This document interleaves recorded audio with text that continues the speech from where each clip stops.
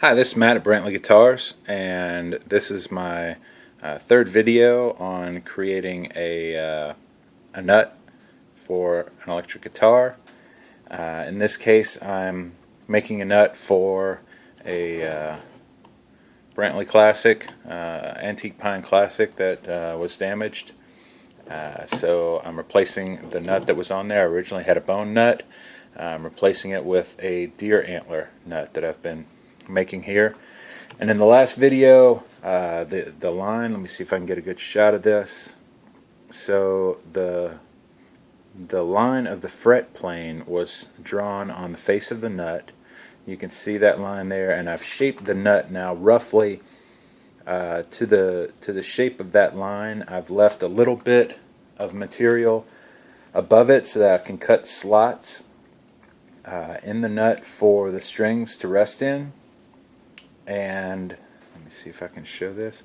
If you look at the side, the profile of the nut, the front face of the nut is slightly higher than the rear face. You want the nut to slant down as it approaches the tuners, and that gives you a good break angle across the nut to make sure that you have good contact and you won't have any buzzing or intonation issues. So next, I'm going to mark the slots for the strings and start the process of filing those. So the two tools that you'll need for this step as far as marking the slots is a steel rule. We have to make a mark on each side for the high E and the low E string 1/8 of an inch from the sides. This just to give you some clearance from the edge of the fretboard and to hold the strings in from the side of the neck. And then after that, I'll use my string spacing rule in order to accurately space the strings in between those two marks that I've drawn there. So let me make these marks real quick.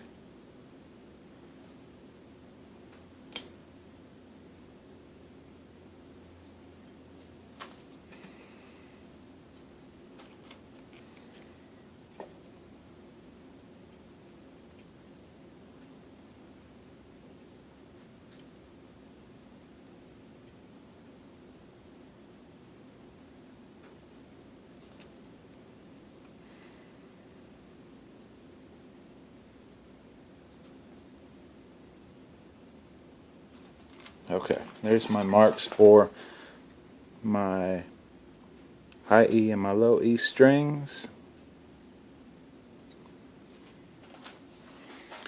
See if I can get a good shot of those.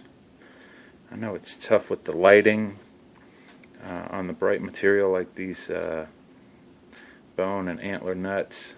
It doesn't always show up, so I'm trying to angle it. There we go. So now I will use my string spacing rule to draw 4 lines in between those two to give me the proper spacing for a 6-string guitar. Okay, well, it took a little time to find the proper spacing here, and first let me show you a very important thing when using one of these string spacing rules. There is a bass and a treble.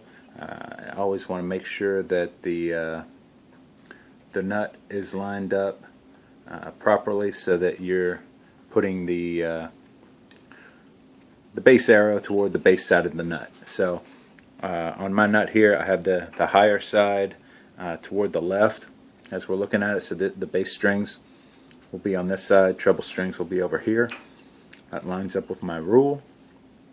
And let me quickly transfer this. So you know what makes this tricky is that the nut is curved, and so the rule will also curve across the top of the nut. Get to a good position where I can work with this, and you know, you want to make sure you have good lighting, make sure you have good contact.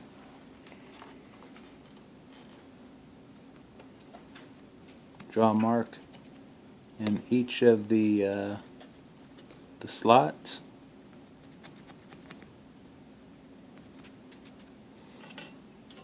And there we go. So my marks aren't amazingly dark or anything, but we can still see them. I'll darken them up from here, and in the next step I will grab the nut files and start filing the slots for the strings. If you have any questions, please let me know, and thank you.